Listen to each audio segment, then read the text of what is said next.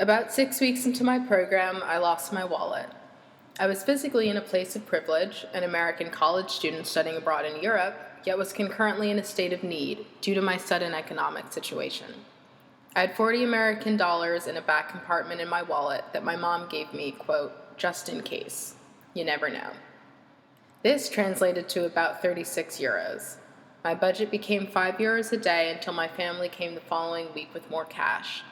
I was in a place of discomfort that inhibited me from engaging in my normal routines or any indulgences.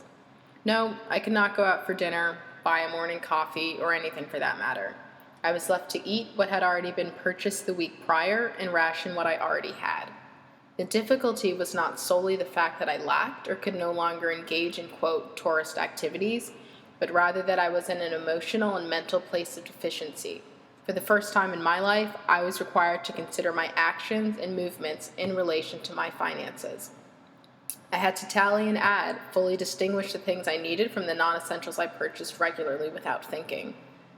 I mostly stayed in my room for that period, finding occupation in that space in addition to free activities, parks, just walking around.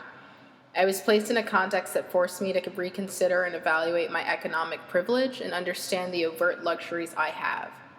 For just a moment, not by choice, the juxtaposition of lack, losing my wallet, and a situation of privilege studying abroad allowed me to understand differently my position as a student tourist. I do distinctly remember at one point that a few of my friends offered to spot me until I found my wallet, but I refused. Maybe it was out of pride or an internal attempt to prove to myself that I could get by and manage on my own. No crutches, no help.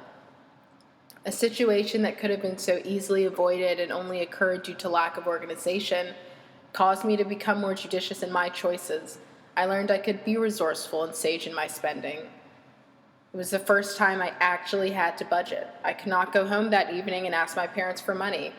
This place of isolation allowed me to settle in a location of discomfort and be stretched.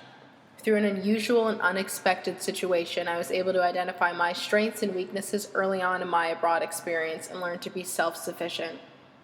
At times, foolish mistakes can prove critical in terms of maturation, betterment, and self-development. This mistake, if you will, in particular, engendered growth for me and most importantly, understanding and empathy.